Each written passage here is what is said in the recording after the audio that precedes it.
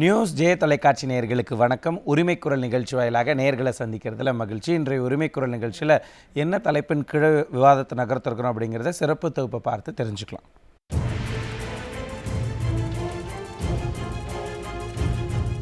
வடக்கன் சென்று கிண்டல் செய்வது, பீகார் மக்கள் பானிபூரி விற்கத்தான் தமிழ்நாட்டிற்கு வருகிறார்கள் என்று பேசுவது, ஹிந்தி படிச்சுட்டு டாய்லெட் கழுவத்தான் தமிழ்நாட்டிற்கு வருகிறார்கள் என்று பேசுவது, இப்படி ஒட்டுமொத்தமாகவே வன்மங்களை கக்கிக் கொண்டிருக்கும் திமுகவிற்கு பெரிய ஆப்பு வைக்க தயாராகிவிட்டது இந்தியா கூட்டணி. ஆம், ஏற்கனவே உதயநிதி பேசிய சனாதன பேச்சு வட இந்தியாவில் பெரும் பிரளயத்தையே ஏற்படுத்தியது. அதனால்தான் மத்திய பிரதேசத்தில் காங்கிரஸ் கட்சி படு தோல்வியை சந்தித்தது என்பது இன்னும் கூடுதல் சிறப்பு. தற்போது தயாநிதி மாறனும் இந்தி படித்தவர்கள் கழிவறையை கழுவத்தான் தமிழ்நாட்டிற்கு வருகிறார்கள் என்று வெளிப்படையாகவே பேசிய பேச்சுகள் இந்தியா முழுக்க வைரலாகி வலம் வருகிறது. இதை பார்த்த பீகார் துணை முதல்வர் தேஜஸ்வி தன் கண்டனத்தை பதிய வைத்திருக்கிறார். ஸ்டாலின் பிறந்தநாள் விழாவிற்காக சென்னை வந்து ஊர் திரும்பிய தேஜஸ்விக்கு சட்டமன்றத்திலேயே கடும் அதிருப்தி குரல்கள் ஏற்பட்டன. தமிழ்நாட்டில் பீகார் மக்கள் மீதான தாக்குதல் நடந்தபோதுதான் இவையெல்லாம். இப்போது மீண்டும் தயாநிதி மாறனின் இந்த பேச்சால் அந்த கொந்தளிப்பு ஏற்பட்டிருக்கிறது.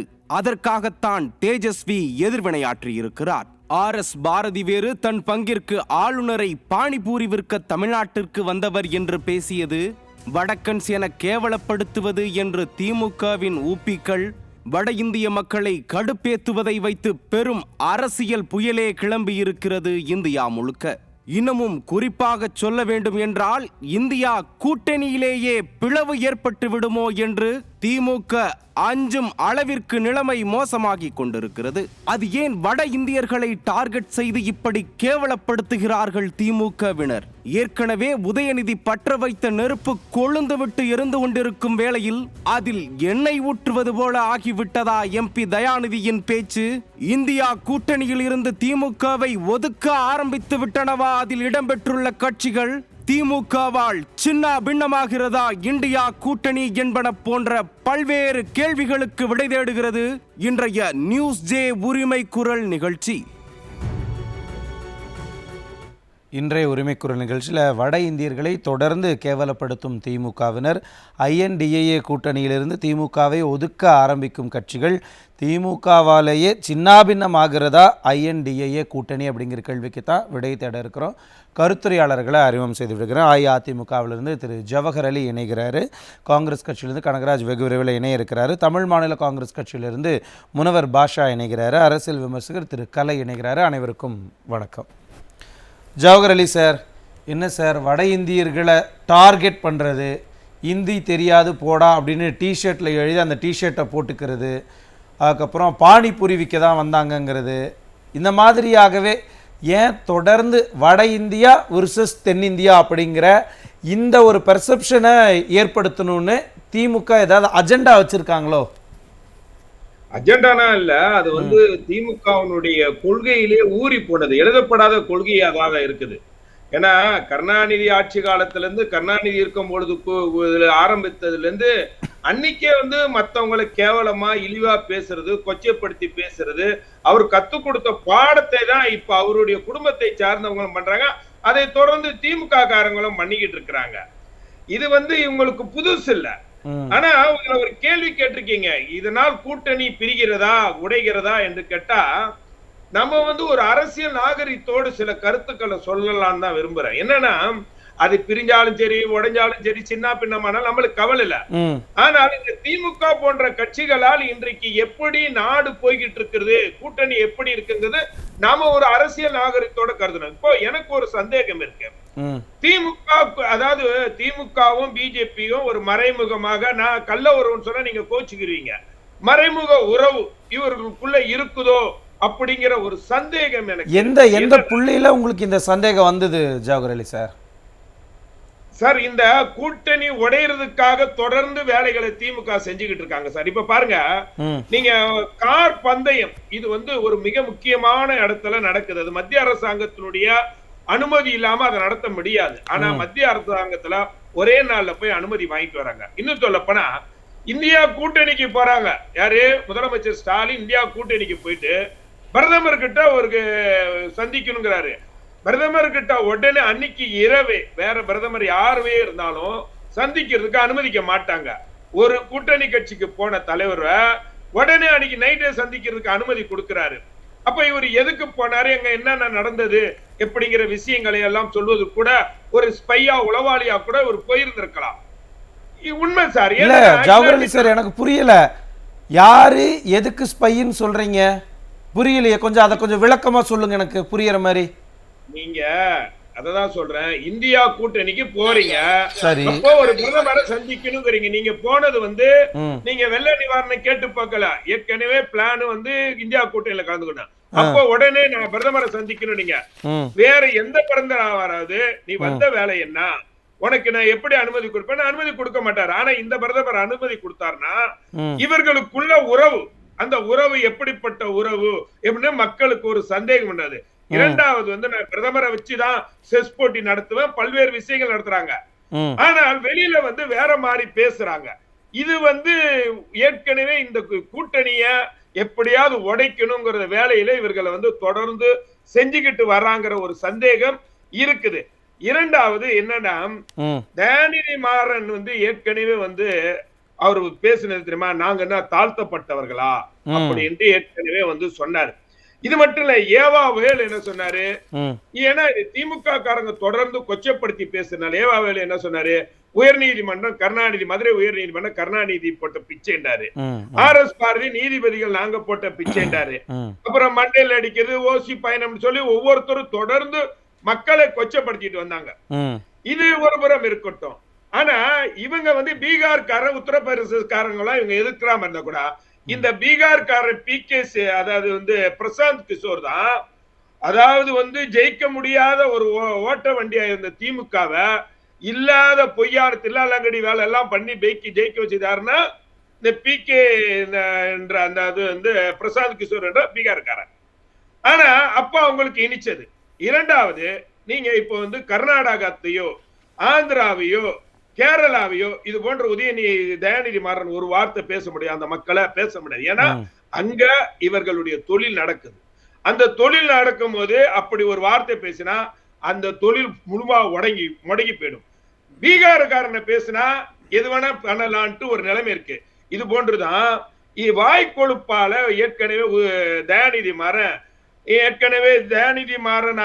மத்திய அமைச்சரா இருக்காரு, MK அழகிரி மத்திய அமைச்சரா இருக்காரு. அப்ப சிறந்த மத்திய அமைச்சர்களில் தயாநிதி மாறன் தான் என்று ஒரு பத்திரிகையில தயாநிதி மாறன் சொல்லி போட்ட தினகரன் பத்திரிகையில அதனுடைய பலன் என்னாச்சுன்னா 3 பேர் எரிஞ்சு சின்ன பின்னமா அந்த தினகரன் அலுவலகம் எரிக்கப்பட்டது.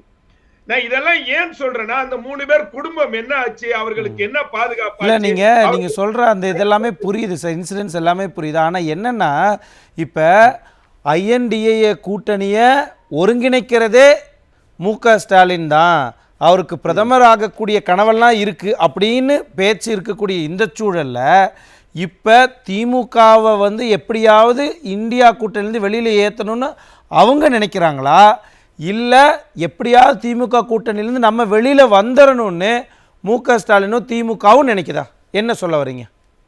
அதாவது திமுகவுக்கு ஒரு மறைமுக பிளான் இருக்கு சார். என்ன பிளான் விளையாண்டுகிட்டு இருக்கான்னு பாக்குறேன். எப்படின்னா, பிஜேபியை பகச்சிக்கிற கூடாதுங்கிற எண்ணம் இதுக்கு அவங்களுக்கு மறைமுகமாக இந்தியா கூட்டணிக்கு எதிரான நடவடிக்கை. அதனாலதான் சனாதனம்ங்கிற ஒரு விஷயத்தை எடுத்தாங்க. அதனால இந்தியா கூட்டணியில மிகப்பெரிய பிரச்சனை ஏற்பட்டுச்சு, பிளவு ஏற்படுச்சு.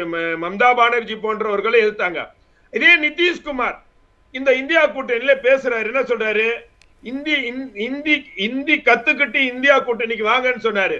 உங்க வீராப்பு எங்க போச்சு? உங்களுடைய வீராப்பு அங்க காட்டி இருக்கணுமா, காட்டி இருக்க கூடாதா? அந்த வீராப்பு அங்க காட்டல. இப்ப தொடர்ந்து இப்ப ஒரு கூட்டணி என்பது மாறுபட்ட கருத்துக்களை இருந்தாலும் ஒரு மாநிலத்து மக்களை, அதுவும் பின்தங்கிய மாநிலமாக இருக்கக்கூடிய பீகார நீங்க இழிவுபடுத்துவதுதான் திராவிட மாடலான்னு கேக்குறாங்க.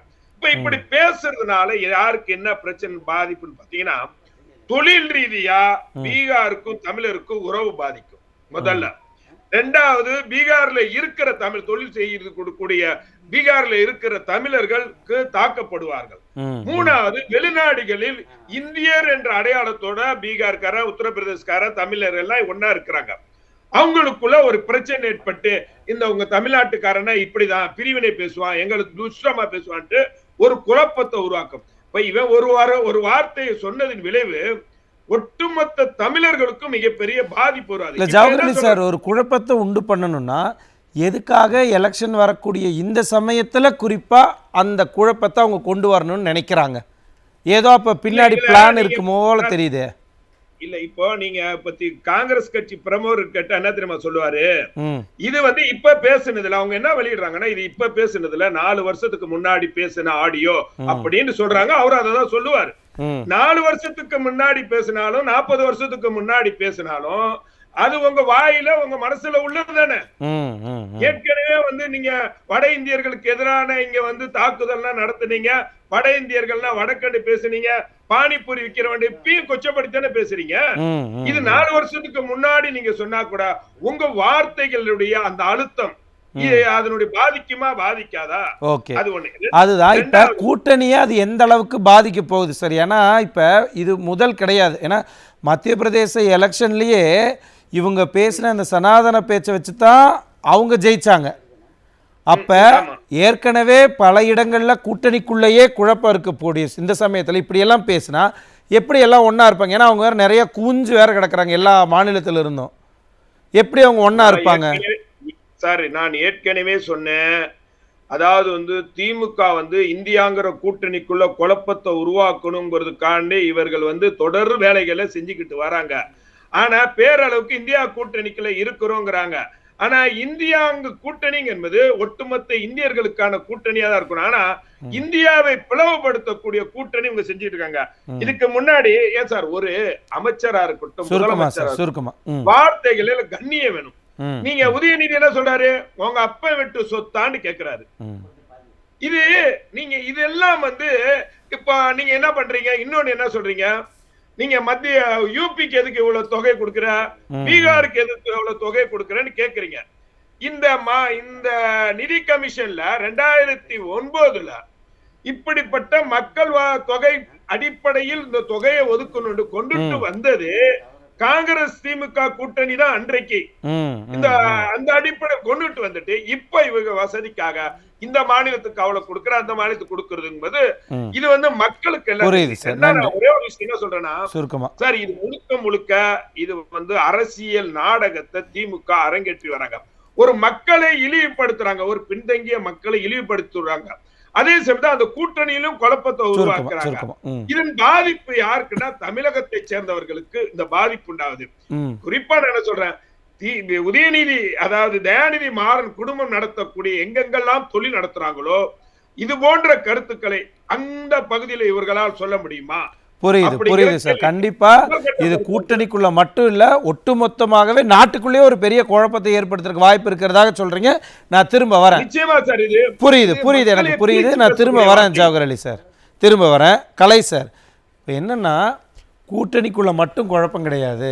இது பேசுறது ஒட்டுமொத்தமாகவே ஒரு பிரிவினையை உண்டு பண்ணக்கூடியது. அப்படிங்கிற பட்சத்தில் இது கூட்டணிக்கு என்ன மாதிரியான பாதிப்புகளை கொடுக்கும், அதே சமயத்தில் நம்மளுடைய நாட்டின் இறையாண்மைக்கு என்ன மாதிரியான பாதிப்புகளை கொடுக்கும் இப்படியான பேச்சுக்கள், வெறுப்பு பேச்சுக்கள்? இல்லை, இவங்க வடக்கு வாழ்கிறது தெற்கு தேய்கிறது அப்படிங்கிற ஸ்லோகன் வச்சு தான் திமுக ஆரம்ப கட்டத்தில் அந்த உணர்வு இன்னும் அவங்களுக்கு அப்படியே இருக்குது, கட்சிக்காரங்களுக்கு மத்தியில் இருக்குது. எப்படி என்னதான் அகில இந்தியா கூட்டணியில் சேர்ந்தாலும் இவங்களை ஒரு தங்களுக்கு ஒரு சுமையாக நினைக்கிது காங்கிரஸ் கட்சி நினைக்க ஆரம்பிச்சாச்சு. மற்ற கூட்டணி கட்சிகள் நினைக்கிறாங்களோ இல்லையோ, காங்கிரஸ் கட்சி நினைக்க ஆரம்பிச்சாச்சு. என்ன சார், தமிழ்நாட்டில் திமுக தான் காங்கிரஸ் சுமையா நினைக்கிறாங்கிறாங்க. ஆனா நீங்க ஒட்டுமொத்தமா காங்கிரஸ் திமுகவை நினைக்குதுன்னு சொல்றீங்க. அகில இந்திய அளவில் அவங்க என்ன நினைக்கிறாங்க, இவங்க சனாதனத்தை ஒழிப்போம்னு உதயநிதி ஸ்டாலின் சொன்னதை பிரதமரே அந்த 3 மாநில தேர்தல்களில் எல்லா இடத்துலையும் பிரச்சாரத்தில் சொல்லிக்கிட்டே இருந்தார். அதுக்கு ரியாக்ஷன் என்ன, எல்லாத்துக்கும் ரியாக்ட் பண்ணக்கூடிய ராகுல் காந்தி, உடனடியாக பேசக்கூடிய ராகுல் காந்தி ட்வீட் போடுற என்ன, நீங்கள் உங்கள் பதில் என்ன? இப்படி பேசியிருக்காரு உங்கள் கூட்டணி கட்சியில் இருக்கிற ஒருத்தர், அதுக்கு தப்பு ரைட்டுன்னு சொல்லுங்கங்கிறார். அவங்களால சொல்ல முடியல. சோனியா காந்தியும் ராகுல் காந்தியாலையும் பேச முடியல, கார்கேயாலையும் பேச முடியல. அப்போ யாரை வச்சு பேச வைக்கிறாங்க? அந்த இது மத்திய பிரதேச முதல்வர் பேசுகிறார். அன்னைக்கு முதல்வராக இருந்தவர், முன்னாள் முதல்வர், கட்சி தலைவர் கமல்நாத் வந்து கடுமையாக பேசுகிறார். வேஷ்டி கட்டினவனு உள்ளே வர முடியாங்கிறார் மத்திய பிரதேசத்துக்குள்ளே. ஏன்னா அவர் பேச வேண்டிய அவருக்கு நெருக்கடி ஏற்படுது. ஏன்னா சனாதனத்தை ஒழிப்போம்னா வட இந்தியாவில் இந்து மதத்தை ஒழிப்போம்னு அர்த்தம். அதுதான் அர்த்தம். அதனால் நீங்கள் அதை சாதாரணமாக அவங்க எடுத்துக்கிற மாட்டாங்க. சரி சார். அது வந்து காங்கிரஸ் கட்சி அதை ஆதரிக்க முடியாத சூழல். மெல்லவும் முடியாம விழுங்கவும் முடியாம காங்கிரஸ் ஒரு இக்கட்டான சூழல், கடுமையான இக்கட்டுக்கு தள்ளப்பட்டாங்க. ஓகே. இந்த 3 மாநில தேர்தல்கள் அங்கே தோத்ததுக்கு காரணம் கூட அதுதானா அப்படிங்கிற ஒரு பேச்சு கூட அடிபடுது. மத்திய பிரதேசத்தில் அதுதான்ங்கிறது ஒரு பேச்சு அடிபடுது. இன்னொன்று, இப்போ இவர் வந்து உதயநிதி ஸ்டாலின் என்ன பேர் இந்த லாங்குவேஜ் பேசுகிறாருன்னா உன் அப்பா விட்டு சொத்தான்னு கேட்குறாரு.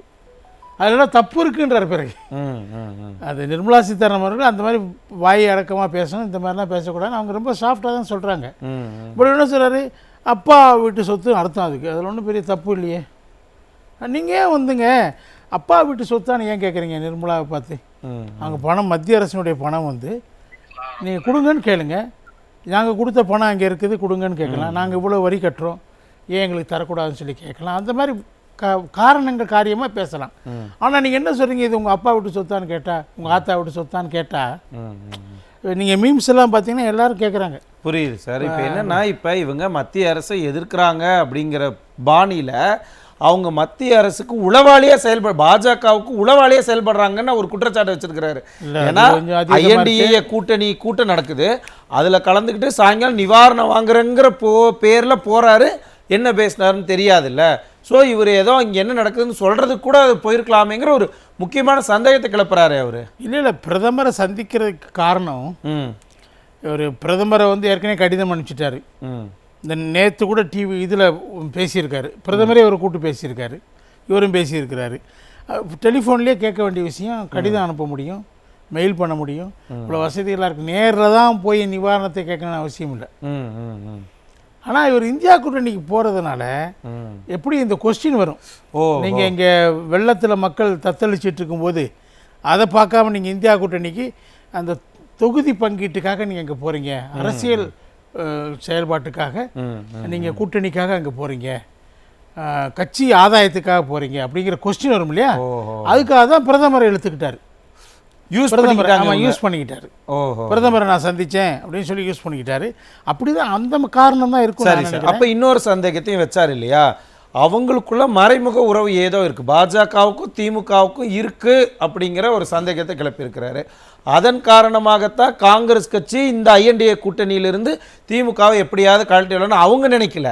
இப்போ என்னென்னா திமுக எப்படியாவது அங்கிருந்து கலந்து வந்து இவங்களோட ஜாயின் பண்ணிக்கலாமான்னு அவங்க இருக்கிறாங்களோன்னு இன்னொரு சந்தேகம் இருக்கு. இல்லை அது எனக்கு தெரிஞ்சு எனக்கு அந்த சந்தேகம் வரலை. சரி, எனக்கு என்ன சந்தேகம் இருக்குன்னா, தேர்தலுக்கு பிந்திய காலகட்டத்தில் பாஜகவுக்கு சிம்பிள் மெஜாரிட்டி கிடைக்கல. ஓகே. அவங்களால ஆட்சி அமைக்கக்கூடிய அளவுக்கு அவங்களுக்கு இடங்கள் கிடைக்கலன்னா அவங்களுக்கு வேற கட்சிகள் தேவைப்படுற நேரத்தில் அப்போ இவங்க போய் முட்டு கொடுப்பாங்கங்கிறீங்க. இவங்க அந்த ஆட்சியில் பங்குன்னா போயிடுவாங்க. அதான் நினைக்கிறேன். அதை நான் திரும்ப திமுக தலைமையிட்டு நான் அந்த கொஸ்டின் வைக்கிறேன். நாங்கள் இப்போ கூட்டணி இல்லை, நீங்கள் நிச்சயமாக 2014 தேர்தலில் கூட்டணி வைக்க மாட்டீங்க, அதை நான் உறுதியாக நான் நம்புகிறேன். நீங்கள் அண்டர்ஸ்டாண்டிங் போயிருக்க மாட்டீங்க 2024. ஆனால் 2024 போஸ்ட் எலெக்ஷன் சினாரியோவில் நாங்கள் அப்பையும் போக மாட்டோம். நிச்சயமாக பெரிய கட்சியாக சிங்கிள் லார்ஜஸ்ட் பார்ட்டியாக பாஜக தாங்க வரும். தேர்தலில் என்னதான் அது பார்க்கலாம், தலைகீழாக நடந்தாலும் அது வரும்போது பார்க்கலாம். அவங்க 300-400 சீட்லாம் சொல்கிறாங்க, அது வேறு விஷயம். கருத்து கணிப்புகள் 323 தான் கொடுக்குறாங்க, அதெல்லாம் வேறு விஷயம். ஆனால் சிங்கிள் லார்ஜஸ்ட் பார்ட்டியாக காங்கிரஸ் வருமா? வாய்ப்பே இல்லை. கூட்டணி தான் அப்படியே அவங்க ஜெயிச்சா கூட்டணி கூட 162 அப்படி தான் வருங்கிறாங்க. அது வந்து அவங்க சிங்கிள் லார்ஜஸ்ட்டாக வர முடியாது. கூட்டணி கூட சிங்கிள் லார்ஜஸ்ட்டாக அவங்க வரலாம், கூட்டணியாக தான் வர முடியும். சிங்கிள் லார்ஜஸ்ட் காங்கிரஸ் கட்சி வர முடியாது, தனிப்பெரும்பான்மை கிடையாது. தனிப்பெரும்பான்மை இல்லை நான் சொல்றது, லீடிங் புரியுது. பாஜக வரும் கண்டிப்பா, பாஜக அந்த வாய்ப்பு இருக்கு, பார்க்கலாம். அப்போ ஷார்ட் ஆஃப் மெஜாரிட்டி அவங்க இருக்கும்போது யாராவது அவங்க கூட்டணிக்கு கூப்பிடுவாங்கல்ல, அகாமடேட் பண்ணுவாங்க. ஒருவேளை அதிக இடங்களை திமுக என்ன நினைக்கிறாங்கன்னா, நம்ம அதிக இடங்களை ஜெயிக்கணும். ஸ்டாலின் சொல்கிறார், பொதுக்குழு கூட்டத்திலே சொல்லிட்டார் கடந்த ஆண்டு, அதிக இடங்கள் நம்ம ஜெயிச்சாகணும். அப்போ தான் வந்து நம்ம தேர்தலுக்கு பிந்திய காலத்தில் அரசு அமைவதில் நம்ம முக்கிய பங்கு செலுத்த முடியும். அப்படி சொல்லியிருக்கிறார்ல. அப்போ அது ஒரு காரணமாக இருக்குது இதுக்குள்ள. ஓகே, அது எல்லாம் காங்கிரஸுக்கு போயிருக்கு. மத்திய ஆட்சியில் பங்கு பெறுவது என்பது திமுகனுடைய ஒரே குறிக்கோள். அந்த அதிமுக வாஜ்பாய்க்கு வாபஸை வாங்கின உடனே போய் சேர்ந்தாங்களா இல்லையா? ஓகே, அந்த சனாரே இப்போ திரும்ப வருங்கிறீங்க. வெளியே வரும்போது என்ன சொல்லிட்டு வந்தாங்க? பண்டாரங்களோட சேர்ந்தோன்னு சொன்னாங்க. அதுக்கு அது ஏன் சொன்னாங்க? காங்கிரஸோட சேர்றதுக்கு. காங்கிரஸுக்கு வாய்ப்பு இருக்குன்னு நினைச்சாங்க, சேர்ந்தாங்க. சேர்ந்த பிறகு என்ன பண்ணாங்க? காங்கிரஸ் ஆட்சி விட்டு வெளியே வரும்போது நட்பு கேடாய் முடிஞ்சிச்சு. அது அந்த இன்னைக்கு தொடர்றாங்க. ஆனால் அந்த கெடான நட்பை, கூடாத நட்பை இன்னைக்கு தொடர்ந்துட்டு இருக்கிறாங்க. அதான் அதோட இங்கே மட்டும் இல்லை, தமிழ்நாட்டில் இந்த கூட்டணியை அகில இந்திய கூட்டணியாக மாற்றிட்டாங்க. ஆனால் அதுதான் சார். இப்போ ஒருத்தர் என்ன சொல்கிறாரு, எம்பி என்ன சொல்கிறாரு, பசுமூத்திரத்தை குடிக்கிறவங்க வட இந்தியாவில் இருக்கிறவங்களாம் சொல்கிறாரு. நாடாளுமன்றத்தில் சொல்கிறாருங்க. நிதிஷ்குமார் அவங்க எப்படி எதிர்வினை ஆற்றுறாங்க தெரியுமா? இப்போ இது கொஞ்ச நாள் முன்னாடி, சில ஆண்டுகளுக்கு முன்னாடி பேசணும்னு சொல்கிறாங்க. எந்த ஆண்டு எனக்கு குறிக்க சரியாக ஞாபகம் இல்லை. அப்படி பேசுனது இப்போ வந்து வைரல் ஆகுது. அதை பார்த்துட்டு தேஜஸ்வி ரியாக்ட் பண்ணுறாரு. இது பழசு விட்டுடுவோம் சொல்லி விடலை அவர். ஏன்னா அவங்க மாநிலத்தை நீங்கள் சொல்கிறீங்க. ஆமாம் சார். அப்போ அவங்க அங்கே போய் வாங்கணும்ல மக்கள். அப்புறம் அவங்கள கேள்வி ஏற்கனவே பிரச்சனை வந்திருக்கு. நீங்கள் ஏன் வந்து முதலமைச்சர் ஸ்டாலினோட நீங்கள் பிறந்த நாளுக்கு போனீங்க, நீங்கள் போனீங்கல்ல, இங்கே வந்து பீகார் மக்கள்லாம் வந்து அடிச்சு விரட்டப்படுறாங்க, அந்த ஒரு பிரச்சனை வந்தது இல்லைங்களா? அது அவங்களுக்குள்ள அடிச்சுக்கிட்டாங்க. அதை உடனே பெரிய இது அங்கே சட்டமன்றத்தில் அது பெரிய பிரச்சனையாச்சு. அப்போ நிலை எடுத்தாங்க.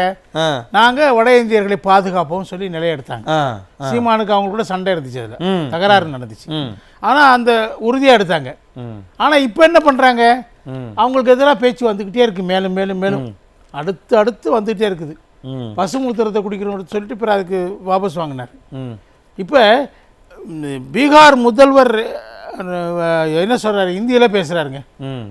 இந்தி எங்களுக்கு புரியலை, எங்களுக்கு டிரான்ஸ்லேட் பண்ணி கொடுங்க, யாராவது டிரான்ஸ்லேட் பண்ண சொல்லுங்கள், எங்களுக்கு புரியலை நீங்கள் சொன்னது அப்படின்னு சொல்லி டிஆர் பாலு அங்கே கோரிக்கை வைக்கிறாரு. அப்போ அவர் என்ன சொல்கிறாரு, இந்துஸ்தானில் இருந்துட்டு இந்தி தெரியாமல் எப்படி இருக்கலாம், நீங்கள் முதல்ல இந்தியை கற்றுக்கோங்கன்னு சொல்கிறாரு. இந்துஸ்தானில் இருக்கவங்களுக்கு இந்தி தெரியணுங்கிறாரு. அப்போ உங்களுடைய அடிப்படை நம்முடைய திராவிட இயக்கத்துடைய அதிமுக எல்லாருமே இந்திய எதிர்ப்பு என்ன நிச்சயமா இருமொழி திணிப்பு எதிர்ப்பு. அப்போ நீங்க இந்தியை வந்து நீங்க கத்துக்கணும்னு சொல்லும்போது அங்கே நீங்க எதிர்ப்பு தெரிவிக்கணுமா இல்லையா? அங்க அமைதியா வந்துட்டு டிரான்ஸ்லேட்டே பண்ண முடியாங்கிறாரு. டிரான்ஸ்லேஷன் பண்ண முடியாது, அப்படி கராரா பேசுறாரு அவரு. அப்போ நீங்க அங்க எதிர்ப்பு தெரிவிக்கணுமா இல்லையா? ஸோ ஒரு டிஸ்கார்டன்ட் நோட் செட் ஆயிடுச்சு உங்களுக்கு. அவங்களுக்கு ஒவ்வாமை வியாதி வந்துருச்சு. அது எந்த அளவுக்கு போகும்னு சொல்ல முடியாது. அதனால தான் நீங்கள் கூட்டணி பேச்சுவார்த்தையிலையும் இங்கே சிக்கல் வருது. இப்போயே காங்கிரஸ் என்ன சொல்கிறாங்க, 15 இடம் கொடுங்க. அதாவது எப்போ கேட்பாங்க வந்துருச்சுங்கிறீங்க. கடந்த தேர்தலில் 10 தான் வச்சாங்க கோரிக்கை, 10 இல்லைங்கிறப்ப பிறகு அது சோனியா காந்தி வரைக்கும் போய் அங்கே பேசி 10 வாங்கினாங்க, 9+1. ஆமாம். இப்போ வந்து 15 ஏன் கேட்குறாங்க? திமுக வீக்கா இருக்குது. திமுக அகில இந்திய அளவில் நம்முடைய தயவு தேவைப்படுது. அவங்களுக்கு நீங்க திரும்ப வர ஜவஹர்லால் சார் ஒரே நிமிஷம் வந்து திரும்ப இவங்களுக்கு வந்து சங்கடங்களை ஏற்படுத்துறாங்க இவங்க பேச்சு. புரியுது. சங்கடங்களை ஏற்படுத்தினாலும் கூட சனாதன ஒழிப்பு விஷயத்துல சுருக்கமா இந்தியா கூட்டணி இருக்கிற எந்த கட்சியும் ஏத்துக்கலங்க. புரியுது உங்களுக்கு? ஆமா, அத நிறைய பேர் கமெண்ட் பண்ணி நிறைய பேர் அது எதிர்ப்பாகவே வெளிப்படையாவே சொன்னாங்க. கர்நாடக முதல்வர் சித்தராமையா இப்போ ஒரு பல்டி அடிச்சாரு, இசாப ஒழிக்க போறோம் சொல்லிட்டாரு. அந்த பாஜக கொண்டு வந்த பேனை நாங்க நீக்க போறோம், உடனடியே செய்ய போறோம் சொன்னார். நாளைக்கே செஞ்சிருவோம்னாரு.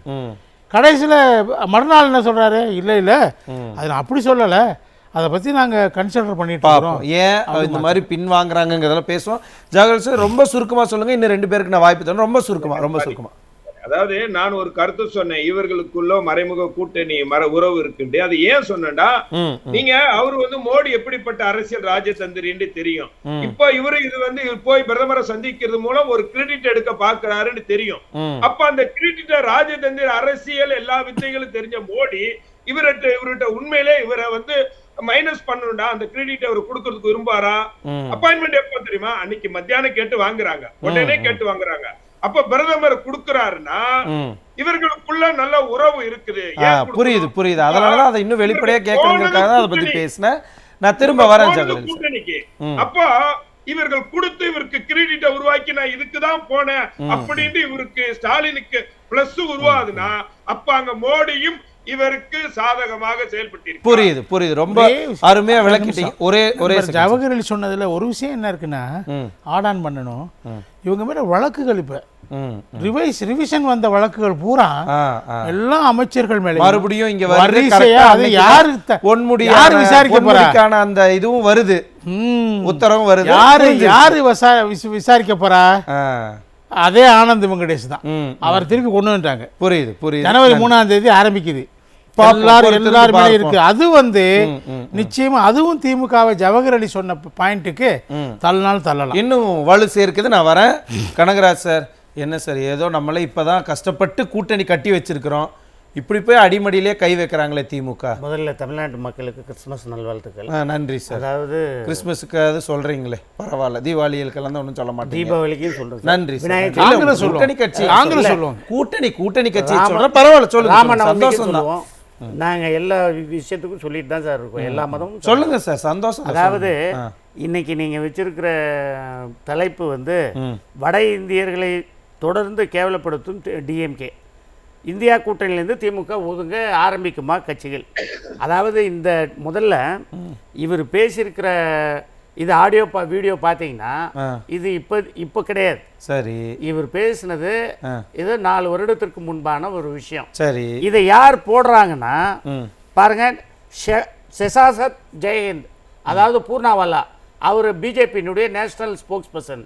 பிஜேபிக்கு இப்போ என்ன வேலைன்னா, நீங்கள் மணிப்பூர் விஷயத்தில் எப்படி ஐடி விங் அந்த விஷயத்தை இந்து மக்களுக்கு எதிராக திருப்பினாங்களோ அதே போல் மைக்ரண்ட் ஒர்க்கர்ஸ் தமிழ்நாட்டில் பீகார் ஒர்க்கர்ஸ் தாக்கப்படுறாங்க, கொல்லப்படுறாங்கன்ற செய்தியை பொய் வதந்திய IT wing, BJP IT wing எப்படி போட்டாங்களோ அதே போல இன்னைக்கு அதாவது இந்தியா அலையன்ஸ் கூட்டணி ரொம்ப ஸ்ட்ராங்கா போயிட்டு இருக்கு.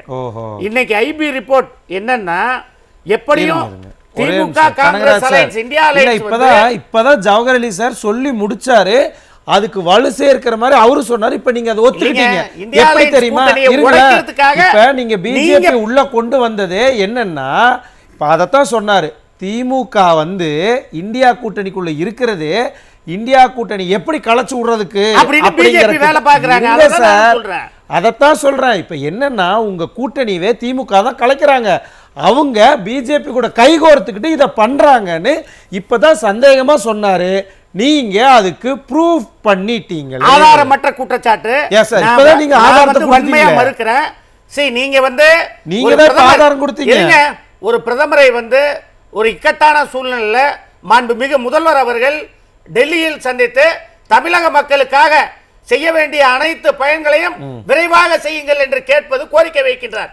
என்ன வாங்கிட்டு வந்தீங்க? ஏங்க வரல, என்ன வாங்கிட்டு வந்தீங்க? அதான் என்ன வாங்குனீங்க? அததான் அவங்க சொல்லிட்டாங்களே, நிர்மலா சீதாராமன் இது தேசிய பேரிடரே இல்ல அப்படின்னு சொல்லி முடிச்சிட்டாங்களே. ஆமா, நீங்க தான் திமுக இது திமுக பண்ண தப்பு தானே? என்னது திமுக பண்ண தப்பு? நீங்க தான் இங்க பாதிப்பே இல்ல, ஏரிகாத்த ராமர் சென்னையை ஒரே நாளில் மீட் எடுத்தார் ஸ்டாலின் ஹேஷ்டேக் போட்டீங்களா? அப்புறம் என்ன சொல்லுவாங்க? நீங்க பாக்குறீங்க, நீங்க தான் அறிவிப்பே கொடுக்குறீங்க. மத்திய வானிலை ஆராய்ச்சி நிலையம் தான் அறிவிப்பு கொடுக்குது. 3 நாளைக்கு முன்னாடி நடக்குது. ஏன் உங்களுக்கு தெரியாதா? இங்க தமிழ்நாட்டுக்கு என்னென்ன செய்யணுமோ, முக்கிய புயல், வரதா புயல், எல்லா புயலுக்கும் நீங்க முன்னாடி நேஷனல் கோஸ்ட் கார்டையும் இந்திய ராணுவத்தையும் ஏன் அனுப்பல? உடனே ஏன் 2 நாள் கழிச்சு அனுப்புறீங்க? அத கேட்க மாட்டோமா? அவர் உடனே சொல்லுவார். ஏன் 2 நாள் உடனே சொல்லுவாங்க. அவங்க பதில் நீங்க தான் லேட்டா போறீங்க. நீங்க என்ன செவ்வாய் கிரகத்துல இருக்கீங்களா? நீங்க என்ன செவ்வாய் கிரகத்துல இருக்கீங்களா? அப்ப வெளிநாட்டுக்கு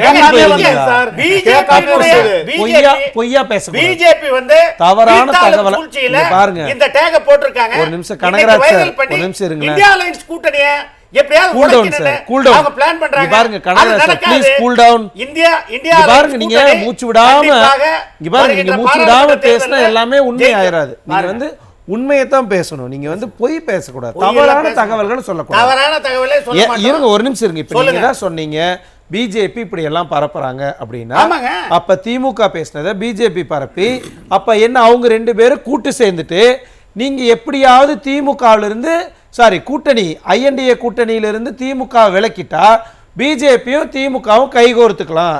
இதுதான் பிஜேபியோட பிளான், திமுகவோட பிளான். இப்பவாவது உங்களுக்கு புரியுதா? அதத்தான் அவர் சந்தேகமா வச்சாரு. நீங்களே ஆதாரத்தை கொடுத்து ப்ரூவ் பண்ணிட்டீங்க. மாண்புமிகு முதல்வர் அவர்கள் தெளிவா சொல்லியிருக்காரு, என்னன்னு காலத்திலயும் பிஜேபியோட நான் கூட்டணி வச்சு அப்படிதான் சொன்னாங்க. 98ல என்ன பண்ணாங்க? என்ன நடந்துச்சு 98ல?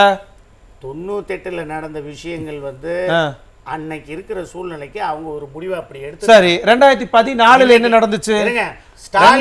சார் அந்த கட்சி விடுங்க சார். 2014 உங்க கட்சி கூட என்ன நடந்துச்சு சொல்லுங்க. என்ன சொன்னாங்க? அலையன்ஸ்ல இருந்து வெளியில வரும்போது என்ன சொன்னாங்க? திரு கருணாநிதி அவர்கள், மறைந்த திரு கருணாநிதி அவர்கள் என்ன சொன்னாரு?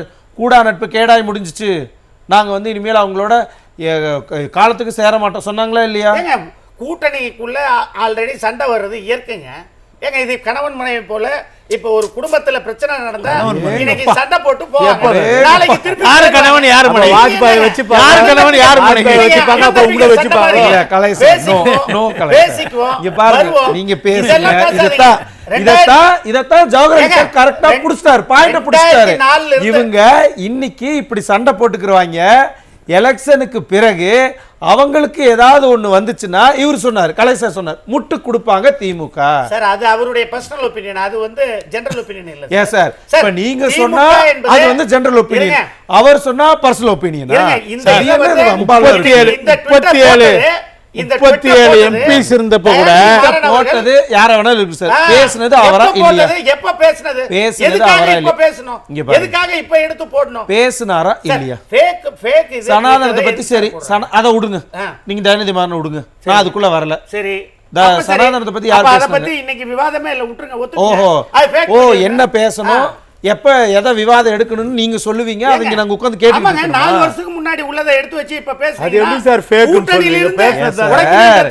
இல்ல இருங்க சார், 2 வருஷத்துக்கு முன்னாடி அதிமுக ஆட்சியை பத்தி இப்ப நீங்க அப்புறம் ஏன் விமர்சிக்கிறீங்கன்னு கேட்டா அது நியாயமா?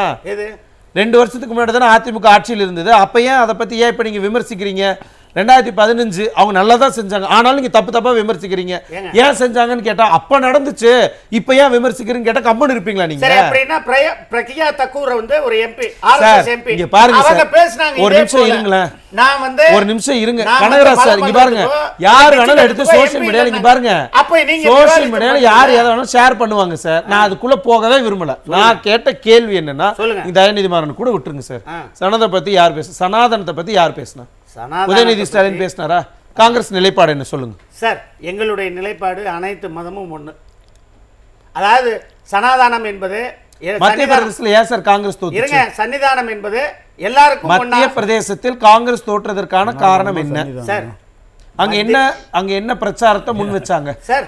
மத்திய பிரதேசத்துல காங்கிரஸ் தோற்றதுக்கான காரணம் முழுக்க கடைசி 6 மாதங்கள் வந்து தமிழ்நாட்டில் ஏற்கனவே போட்ட திட்டங்களை அமுல்படுத்தியதற்காகவும், கர்நாடகாவில் காங்கிரஸ் அரசு கொண்டு வந்த திட்டங்களை அமுல்படுத்தியதற்காகவும் இளைஞர்களால் ஈர்க்கப்பட்டு இளைஞர்களுடைய ஓட்டு சதவீதம் இன்க்ரீஸ் ஆகி ஒரு 8% இன்க்ரீஸ் ஆகி ஜெயிச்சிட்டாங்க. அவ்வளவுதான். இல்ல, ஒரு 8%. நான் காங்கிரஸ் கட்சி 40% வாங்கியிருக்கு. எல்லா இடத்துலயும் காங்கிரஸ் வட இந்தியால 40% பாருங்க. நான் கேட்ட கேள்வியே நீங்க அப்படியே அங்க இங்க அப்படி இப்படி சொல்லிட்டு இருக்கீங்க. என்னுடைய கேள்வி என்னன்னா, இவங்க இப்படி பேசிக்கிட்டே இருக்காங்கல்ல, வட இந்தியர்களை பத்தி தப்பா பேசுறாங்க. பீகார்ல அந்த அளவுக்கு பிரச்சனை வந்துச்சு, உடனே அவங்க சட்டமன்றத்தில் அங்க போய் எதிரொலிச்சுது. இவர் என்ன பேசுறாரு? வட இந்தியர்களை எதுக்கு வராங்கன்னு பேசுறாரு. RS பாரதி என்ன பேசினாரு? வட இந்தியர்கள் என்ன பானிபூரி விற்க தான் வராங்கங்கிறாங்க. இப்படி பேசுனா உங்க கூட்டணியில எல்லா மாநிலங்களையும் ஒருங்கிணைச்சு தானே இருக்கீங்க. ஒரே நிமிஷம் சார், அகில இந்திய கட்சி தானே நீங்க. இதுல திமுக இப்படி பேசுன நிலைப்பாடு என்ன சொல்லுங்க? நீங்க பேசின 3 இன்சிடென்ட்டுமே வந்து பிஜேபி சோசியல் மீடியாவில் கொண்டு வந்து வைரல் பண்ண விஷயங்க. பிஜேபியினுடைய தந்திரம் இப்போ என்னன்னா, இந்தியா அலையன்ஸ் வந்து கெட்டு போகணும், அதில் டிஎம்கே உள்ள போகக்கூடாது. ஏன்னா இப்ப நீங்க சொல்றத நான் 100% ஒத்துக்கிறேன். ஆமா, அதுக்கு திமுக ஒத்துழைக்கிறாங்க. உங்க கூடவே இருந்துகிட்டு அவங்க இப்படி அவங்க பக்கம் ஒத்துழைக்கிறாங்களே அப்படின்னு தான் அவரும் சொல்றாரு. இப்ப நீங்களும் அதை ஒத்துக்கிட்டீங்க. திமுக வந்து ஒத்துழைக்கிறாங்கன்னு சொன்னா இன்னைக்கு கடுமையான பிஜேபிய இன்னைக்கு அதிமுக விட எதிர்ப்பது பிஜேபி எதிர்த்தாங்க. தமிழ்நாட்டுல யார் எதிர்த்தாங்க சொல்லுங்க. ஏங்க நீட்டுக்கு என்ன பண்ணாங்க? நீட்டுக்கு காவிரிக்கு என்ன பண்ணாங்க? காவிரிக்கு எதிர்த்தாங்க. என்ன பண்ணாங்க? இருங்க, காவிரிக்கு என்ன பண்ணாங்க? இருங்க, காவிரி என்ன பண்ணாங்க? சார் அததான் சொல்ல வரேன். எதிர்த்தாங்கல்ல, என்ன எதிர்த்தாங்க? என்ன பண்ணாங்க? கேட்டு பதில் சொல்லுங்க. நீங்க சொல்லுங்க, எல்லாத்தையும் லிஸ்ட் பாருங்க, என்ன பண்ணாங்கன்னு சொல்லுங்க. இப்ப நீங்க பேரிடர் நிதியை இப்ப உதயநிதிக்கு நிர்மலா சீதாராமன் வாங்கிட்டாங்களா? பிரச்சனை வரலையா? வாங்கிட்டாங்களா? வரலையா? பிரச்சனை வரலையா? வாங்குனாங்களா? எதுக்கலையா? வாங்குனாங்களா? ஏங்க அவங்க எதுக்கலையா? பிஜேபியை இன்னைக்கு ஸ்ட்ராங்கா எதுக்குறாங்க. என்ன எதிர்க்கன்னு என்ன? நீங்க எப்ப பார்த்தா உங்களுடைய நிலைப்பாடு இங்கே நின்று சண்டை போட்டுட்டே இருக்கறத இல்ல, எதிர்க்கறதா? திமுக வந்து எதிர்ப்புங்கிறது அது கிடையாது. வேற என்ன எதிர்ப்பு? சண்டை போட்டு வாங்கணும். இல்லையா சமாதானம் பேசியாவது வாங்கணும். ஏங்க உரிமைகளை வாங்க வேண்டியதுதான் ஒரு அரசோட பொறுப்பு. எங்களோட எதுக்கு அப்புறம் அரசு எங்களோட கூட்டணி வைத்துக் கொண்டால் எல்லாம் தருவோம், இல்லை என்றால் இல்லை அப்படி அப்படின்னு ஒரு நிலைப்பாடு அப்படி சொன்னாங்களா? பிஜேபி எடுத்திருக்காங்க.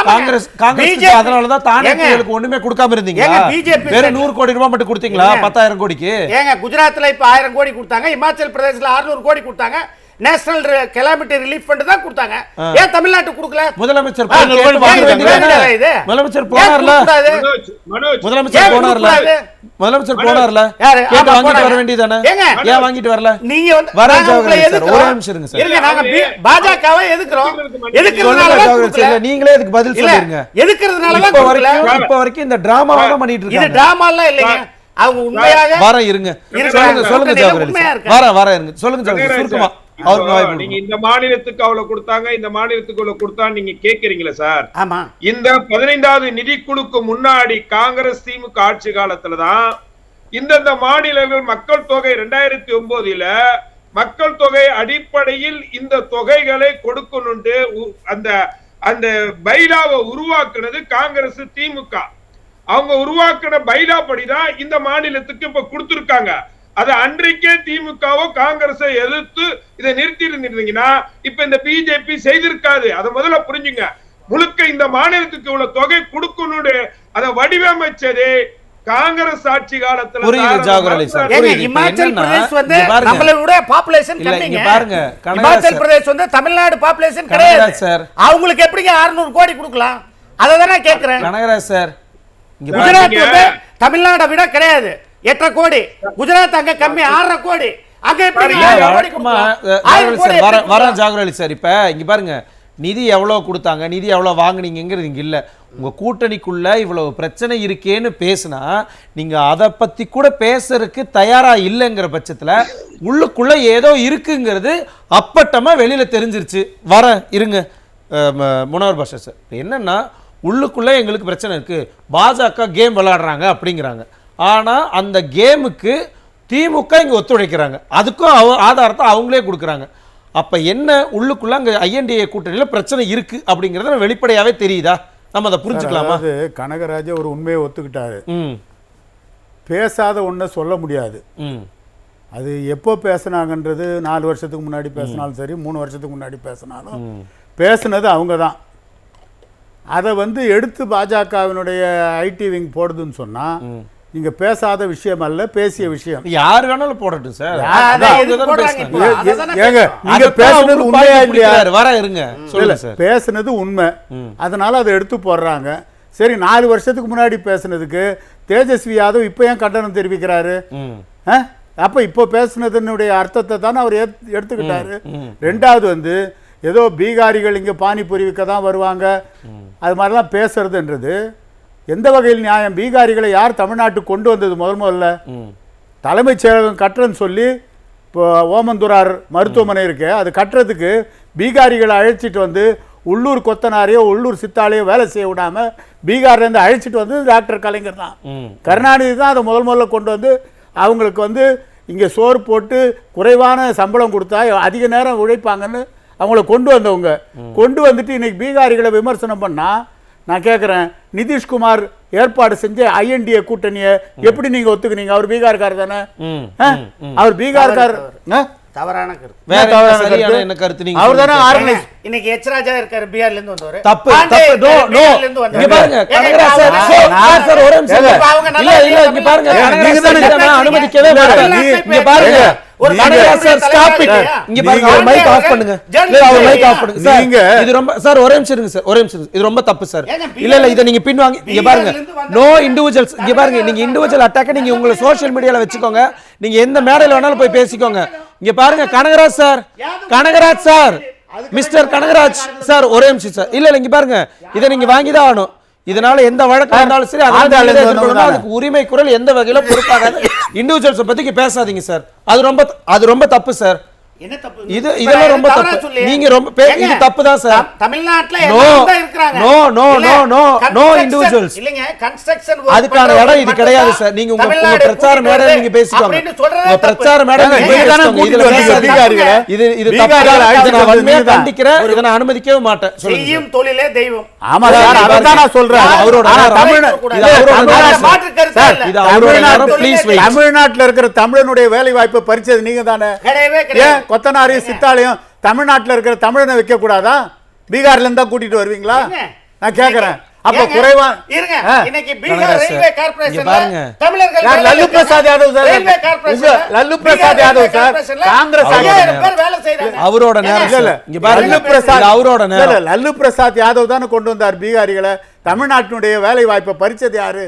உங்க ஆட்சியில தானே பீகாரிகளை கொண்டு அவர் வந்து ரயில்வே மினிஸ்டரா இருந்தாரு. ஆமா, அவர்தான் railway minister. Bihar railway sir please, இது அவர் நேரம். இங்க பாருங்க, உங்களுக்கு நான் நேரம் தரேன். கனகராஜ் சார் வேலை செய்றாங்க. கனகராஜ் சார் உங்க மைக் தான் ஆஃப் பண்ண வேண்டிய வரும் சார். இப்ப ரயில்வேல அதிகமா வேலை செய்யறது பீகாரிகளுக்கு வேலை வாய்ப்பு உருவாக்கி தந்தது லல்லு பிரசாத் யாதவ் உங்க ஆட்சியில. நீங்க தான் அதெல்லாம் செஞ்சீங்க. இன்னைக்கு வந்து பீகாரிகளை வந்து விமர்சிக்கிறது இல்ல வடநாட்டுக்காரர்களை விமர்சிக்கிறது வந்து எந்த வகையில நியாயமா சார்? இருக்க ஒரே முடியும்? நிமிஷம் இங்க பாருங்க சார், இங்க பாருங்க ஒரே நிமிஷம் புரிஞ்சுக்கோங்க. இங்க பாருங்க, இது அவரோட நேரம். உங்களுக்கான நேரத்தை கொடுக்குற அதுல நீங்க பேசுங்க. இந்தி பேச, அதாவது இந்தி படிச்சவங்கலாம் பானிபூரி தான் விற்க முடியும்னு சொன்னா, இன்னைக்கு தமிழ்நாட்டில் இருக்கிற பெரும்பாலான பள்ளி நிறுவனங்கள் நடத்துறதெல்லாம் திமுக காரங்க. அங்க வந்து இந்தி கம்பல்சரியா கத்துக் கொடுக்குறாங்க. நம்முடைய முதலமைச்சருடைய மகள் அவங்க நடத்துற பள்ளிக்கூடத்துல இந்தி கட்டாய பாடம். இப்ப என்னன்னா இப்ப இவங்க இவ்வளவு பேசுறாங்க இல்லையா, பிரிவினையை உண்டு பண்றாங்க, இறையாண்மைக்கு எதிராக செயல்படுறாங்க இல்லையா திமுக. கண்டிப்பா இது அந்த காங்கிரஸ் தலைமையிலான அந்த கூட்டணிக்குள்ள எப்படியான தாக்கத்தை ஏற்படுத்தும்? அது வேணும். இல்ல காங்கிரஸ் கூட்டணியை பொறுத்தவரை திமுகவை பற்றி அவர்கள் நம்ப தயாராக இல்லை. ஐஎன்டிஏ கூட்டணியை பொறுத்த வரைக்கும் நிதிஷ்குமார் அது தெளிவா சொல்றாரு. இப்போ நம்ம கலை கூட கேட்டாரு, இந்தி வந்து இந்தியில தான் பேசுவேன், இந்தியில டிரான்ஸ்லேட் பண்றது எப்பவும் பண்ணுவார் ஒருத்தர், ஒரு எம்பி. அவர் டிரான்ஸ்லேட் பண்ண போனாரு டிஆர் பாலுக்கு, பண்ணக்கூடாதுன்னு கண்டிப்பா நிதிஷ்குமார் கட்டளை போட்டாரு. நீ மானஸ்தனா இருந்தா இந்தியை எதிர்க்கிறவர்னு சொன்னா இந்தியில தான் பேசுவேன்னு சொல்ற அந்த கூட்டத்துல இருந்து நான் வெளிநடை பண்றேன். பெருந்தலைவர் காமராஜ் முதலமைச்சரா இருந்தார். அன்னைக்கு காங்கிரஸ் ஆட்சி தான். டெல்லியில இருந்து இந்தியில கடிதம் வந்தது, கீழ்ச்சி அந்த கவர்ல போட்டு திருப்பி அனுப்புனாரு. அதுக்கப்புறம் தான் இங்கிலீஷ்ல கடிதம் எழுத ஆரம்பிச்சாங்க. அது மாதிரி இந்தியில பேசினாதான் இந்த கூட்டத்துல உட்கார முடியும்னு சொன்னா நாங்கள் இந்திய எதிர்ப்பாளர்கள், எனவே இந்த கூட்டத்தை விட்டு வெளியேறுகிறோம் சொல்லி இருந்தா ஏத்துக்கலாம். அதை சொல்லல, உட்கார்ந்து வேடிக்கை பார்த்தீங்க. அவர் போட்ட அந்த கண்டிஷனை ஏத்துக்கிட்டு அமர்ந்துட்டு இன்னைக்கு வந்து இந்தி படிச்சவன் பானிபூரி தான் விற்கணும்னு சொன்னா, தயாநிதி மாறனை எதுக்கு மந்திரி ஆக்கினார் கலைஞர்? என்ன சொன்னாரு? எதுக்காக தயாநிதி மாறனை மத்திய அமைச்சர் ஆக்குறீங்கன்னா அவனுக்கு ஹிந்தி தெரியும், அதனால நான் மத்திய அமைச்சர் ஆக்கியிருக்கேன் அப்படின்னு சொன்னாரு. இன்னைக்கு கனிமொழிக்கு ஹிந்தி தெரியாதா? நான் கேட்கறேன். தெரியாதுன்னு தான் அவங்க சொல்றாங்க. யார் சொன்னது? அவங்க படிச்ச பள்ளிக்கூடம் இது. ஹிந்தி படிச்ச பள்ளிக்கூடத்துல தான், ஹிந்தி கத்துக் கொடுக்குற பள்ளிக்கூடத்துல அவங்க படிச்சாங்க. நாடகம் ஆடுறாங்க. ஹிந்தி இவர்களுக்கு தெரியும், தயாநிதி மாறனுக்கு தெரியும். அதே மாதிரி இவங்க நடத்துற பள்ளிக்கூடங்கள்லயும் நம்முடைய மரியாதைக்குரிய வீராசாமி தம்பி. அதுதான் இப்ப என்னன்னா இன்னொரு ஒரு பர்செப்ஷன் சொல்றாங்க இல்லைங்களா, ஐஎன்டிஏ கூட்டணிக்குள்ள இருந்து எப்படியாவது வெளியில வந்துடணும்னு திமுக நினைக்கிறாங்களா சார்? திமுகவை பொறுத்த வரைக்கும் அவங்களுக்கு நிர்பந்தம் சார். என்ன நிர்பந்தம்? இப்போ வந்து டிஆர் பாலு பையன் மந்திரி ஆயிட்டாரு. எல்லா மந்திரிகளும் உதயநிதி ஸ்டாலின் எல்லாம் மந்திரி, தமிழ்நாட்டில் இருக்கிற எல்லாரும் தமிழகத்துல மந்திரியா இருக்காங்க. மத்தியில மந்திரியா இருந்த ராஜா இவங்களுக்கெல்லாம் அந்த வாய்ப்பு இல்லாம இருக்கு. அதிகாரத்தை சுவைத்த அவர்கள், டிஆர் பாலுவா இருக்கட்டும், ஆர் ராசாவா இருக்கட்டும், இவங்க எல்லாம் பதவி இல்லாம இருக்க முடியாது. அப்படி ஒரு சூழ்நிலை வரும்போது கலை சொன்னதை போல மத்தியில வந்து ஒரு நெருக்கடியான சூழ்நிலை பாஜகவுக்கு தேர்தல் முடிவுகளுக்கு பின்னா வந்தா உடனடியா அண்ணன் எப்ப சாவான் திண்ணை எப்ப காலியாகன்றது போல இவங்க, ஏன்னா போன முறையும் அப்படிதான் புரட்சி தலைவி வெளியே வந்த உடனே உள்ள போய் பூந்தாங்க. அதுக்கு முன்னாடி வரைக்கும் பண்டாரம் பரதேசின்னு சொன்னவங்க தான். ஆனா இவங்க சேர்ந்த உடனே ரைட் மேன் இன் ராங் பார்ட்டின்னு சொன்னாங்க அப்போ வாஜ்பாய். வாஜ்பாய் அதே மாதிரி இப்போ வந்து நாளைக்கு போய் சேரும்போது மோடி அன்னைக்கே சொன்னாங்க, அன்னைக்கு குஜராத்தில் கலவரம் நடந்ததுக்கு என்ன சொன்னாங்க, அன்னைக்கு மோடியா காரணம். அது அந்த ஒரு மாநிலத்தில் நடந்த பிரச்சனை, அதுக்கு தேசிய அதாவது இந்தியா எப்படி அதுக்கு பொறுப்பாக முடியும்? அன்னைக்கு இதே கலைஞர் சொன்னவர் தான். அன்னைக்கு கோத்ராவில் கொல்லப்பட்ட முஸ்லீம்களுக்காக ஒரு வக்காலத்து வாங்கி பேசலை. ஆனால் இன்னைக்கு வந்து அதே மாதிரி அவர் நெருக்கடி வந்ததுன்னா கண்டிப்பாக இவங்க ஆட்களை மந்திரி ஆக்கணும். ஏன்னா இங்கே தமிழ்நாட்டில் மட்டும் அடிக்கிற கொள்ளை போதாது அவங்களுக்கு. 2G மாதிரி பெரிய கொள்ளை கோடிகள், எத்தனை சைபர்னு தெரியாத கோடிகளை கொள்ளடிக்கக்கூடிய வாய்ப்பு அங்கே போனால் தான் நடத்த முடியும். அதனால் வந்து எப்படியோ மத்திய ஆட்சிக்குள்ள வாய்ப்பு கிடைக்காதான்னு எல்லாம் இலவு காத்துக்களையாக இருக்காங்க. இன்னும் சொல்ல போனால் ரகசியமாக பாஜக தலைவர்களோடு உறவோடு இருக்கிறார்கள். டிஆர் பாலுவுக்கு வந்து லைசான் ஆஃபீஸர் வேலை தான்.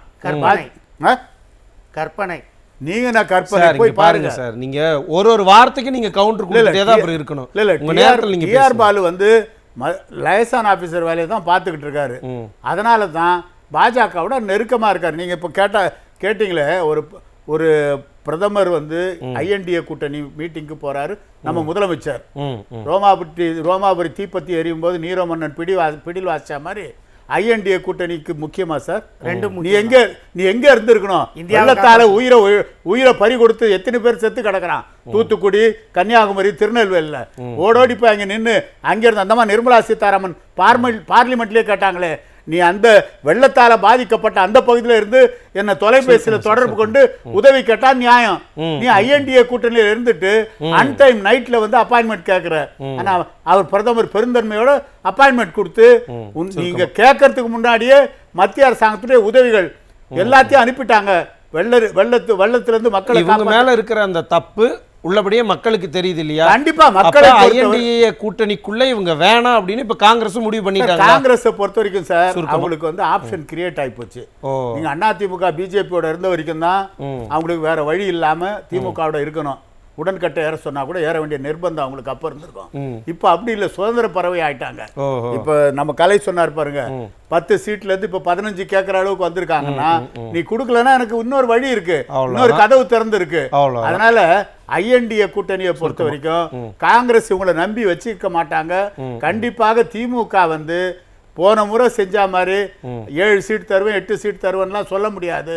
15 சீட் கொடுக்கலன்னா அவங்க நிச்சயமா இந்த கூட்டணியில நீடிக்க மாட்டாங்க.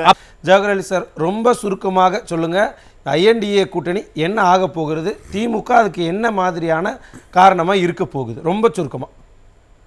அதாவது நான் உறுதியா சொல்றேன் சார், அதாவது ஒரு மறைமுக உறவு இருக்கிறது. இது திமுக எப்பயுமே எப்படி வேணாலும் நிறம் மாறும் ஒரு கட்சி. அது கடந்த கால வரலாறுகள் அதுக்கு சொல்லியிருக்கு. அதை நான் மீண்டும் நினைவுபடுத்துறதும் நம்ம கலை சொன்னதே அதை நான் முன்மொழிகிறேன். என்னண்டா, தேர்தலுக்கு பிறகு ஒருவேளை பாரதிய ஜனதா கட்சி அங்க வந்து பெரும்பான்மை கிடைச்சிருச்சா, அதாவது பெரும்பான்மை கிடைச்சாலும் கிடைக்காட்டினாலும் அதன் பிறகு நிச்சயமாக இவர்களுடைய ஆதரவு பாரதிய ஜனதா கட்சிக்கு போய் சேர்ந்து விடும். அதுல மாற்று கருத்து இல்லை. ஒன்று. ரெண்டாவது, பானிபூரி விக்கிறவன் சொல்லக்கூடிய பீகார்காரங்க தான் இவங்களுக்கு வந்து தேர்தல் சமயத்துல ஆலோசகரா இருந்தார் பிரசாந்த் கிஷோர். இன்னைக்கு அதே பானிபூரி விக்கிறேன்னு இவங்க யாரை கொச்சைப்படுத்தி கேவலப்படுத்துறாங்களோ, இன்றைக்கு வடக்கன்ஸா, இன்றைக்கு சென்னை சவுகார்பேட்டை போன்ற பகுதிகளை டாமினேட் பண்றாங்க. கோல்டு பிசினஸா இருக்கட்டும், ஹார்ட்வேர் பிசினஸா இருக்கட்டும், டாமினேட் பண்றாங்க. இது எல்லாம் யாருன்னா கடந்த கால திமுக. நான் என்ன சொல்றேன்னா, காங்கிரஸ் சகோதரர் அவங்கள ஏதோ ஒரு தூக்கி பிடிக்கிறதுக்காண்டி கூட்டணிக்கான்னு சொல்லலாம். அவர்கள் கொச்சை வார்த்தைகள் பேசுவதில் திமுக காரர்கள் எப்படியெல்லாம் காங்கிரஸ் கட்சியை சேர்ந்தவர்களை எப்படியெல்லாம் ஏற்கனவே இந்த TN அனந்தநாயகி போன்றவர்கள் எல்லாம் எவ்வளவோ அசிங்கப்படுத்தி பேசி இருக்கிறாங்க அப்படிங்கறத வந்து உங்களுக்கு தெரியும். நீங்க மறுபடியும் நீங்க அதையே நீங்க எதுக்கு சார் பேசுங்க? ஜவஹர் அலி சார் இல்ல, இங்க பாருங்க, அவர் ஒண்ணும் பேசல, உங்க கூட்டணி கட்சி பேசுனதை எடுத்து சொல்றாரு. ஜவஹர்லால் பேர் வச்சிட்டு இருக்கீங்க சார், பாருங்க சொல்லுங்க. எங்களுக்கு நாகரிகம் அதிமுக கட்சிக்காரங்களுக்கு காங்கிரஸோ திமுக கத்து கொடுத்தல. நான் என்ன சொல்றேன்னா, உங்களுடைய கூட்டணி கட்சி தலைவர் கருணாநிதி இப்படி எல்லாம் பேசினார, அதை தெரிஞ்சுக்கிட்டு கூட நீங்க இப்ப அவருக்கு சப்ப கட்டு ஒரு கூட்டணிக்காக தூக்கி பிடிக்கிறீங்களா அப்படின்னு தான் சொல்றேன். இன்னொன்னு, அதிமுகவை பொறுத்தவரையும் ஜாதி மதங்களுக்கு அப்பாற்பட்ட கட்சி.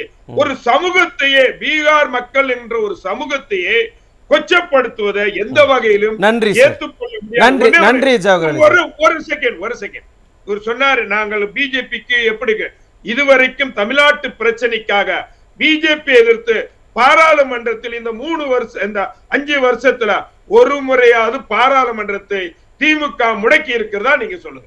நன்றி சார். கனகராஜ் சார் என்னன்னா ரொம்ப சுருக்கமா சொல்றாரு, இல்லைங்க உங்களுக்கு கூட்டணியில ஆபத்து இருக்கு, பார்த்து சூதானமா இருந்துக்கங்கிறாரு. இல்லைங்க, வேற ஒண்ணும் இல்லை. அதாவது நான் இப்பவும் சொல்றேன், அதாவது முதலும் கடைசியுமாக சொல்றேன், திமுக காங்கிரஸ் உறவு என்பது எந்த முறிவும் ஏற்படாது.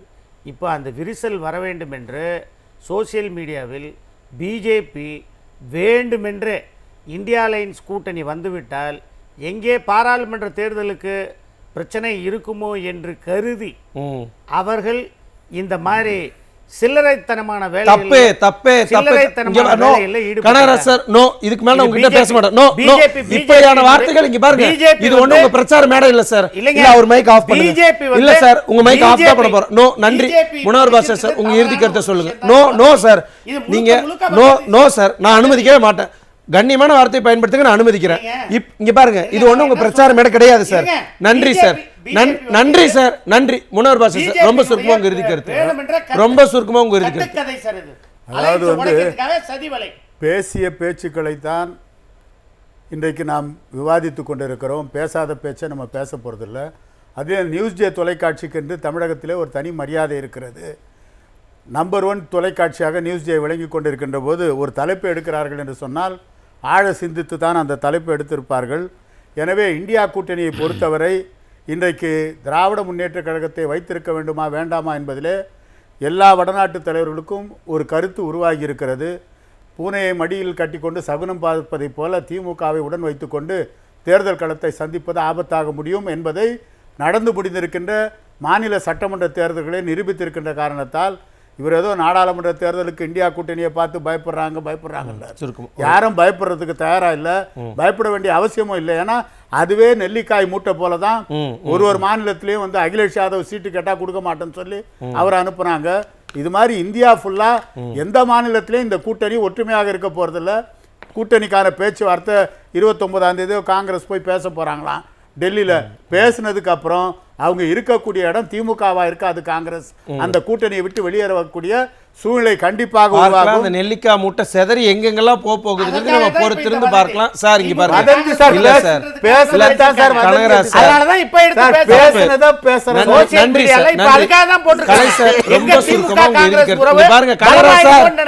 சார் பலமா கலை சார் ரொம்ப சுருக்கமா உங்க இறுதி கருத்து. இந்தியா கூட்டணி என்பது கோகசி கூட்டணி கிடையாது, ஒருங்கிணைந்த கருத்துக்களை கொண்ட கூட்டணி கிடையாது. முரண்பட்ட கட்சிகள் ஒன்று சேர்ந்திருக்கிறாங்க. என்ன பிரச்சனை உதாரணமாக சொல்கிறேன் நான், இவங்களால ஒரு குறைந்தபட்ச பொது திட்டத்தை உருவாக்க முடியல சொல்லிகிட்டே இருக்கிறாங்க. ஒவ்வொரு கூட்டத்திலையும் சொல்கிறாங்க, அதுக்கு வாய்ப்பே இல்லை. அதே மாதிரி கோஆர்டினேஷன் கமிட்டியை மாநிலங்களில் கூட்டணும்னா அதுக்கு வாய்ப்பு குறைவு, கூட்ட மாட்டேங்கிறாங்க. கூட்டி அந்த இடங்களை தீர்மானிக்கணும். இல்ல உள்ளபடியே நடந்து முடிந்த சட்டமன்ற 5 மாநில சட்டமன்ற தேர்தலே அவங்க அப்படித்தான் கூட்டணியிலே இல்லாம தான் இருந்தாங்க. சிஎம் அங்க இப்படி பேசின பிறகு, இந்தி திணிப்பை பத்தி பேசிய பிறகு, இந்தி மொழி கொள்கையில இவங்க எப்படிங்க இரட்டை மொழி கொள்கையை அவங்க ஏத்துக்குருவாங்களா? இந்தியா கூட்டணி இருக்கிறவங்க ஜனதா எப்படி முரண்பட்ட சிந்தனைகள் கொண்ட கட்சிகளோடு சேர்ந்து 2 ஆண்டுகளுக்கு மேல அவங்களால இருக்க முடியல. முரண்பாடு வெளிப்பட்டு முனவர் பாஷா சொன்ன மாதிரி செல்லிக்காய் மூட்டை போல சிதறிட்டாங்க. அதே நிலைமை இவங்க ஆட்சிக்கு பை சான்ஸ் வந்தா கூட வர்றதுக்கு வாய்ப்பே கிடையாது. அப்படியே வந்தா கூட இவங்களால் நிலைத்து நிற்க முடியும். கண்டிப்பா அதை நம்ம பொறுத்திருந்து பார்க்கலாம். கருத்தில் பிறந்த கருத்துக்களுக்கு மிக்க நன்றி. மீண்டும் மற்றொரு நிகழ்ச்சியில் சந்திக்கலாம். நன்றி, வணக்கம்.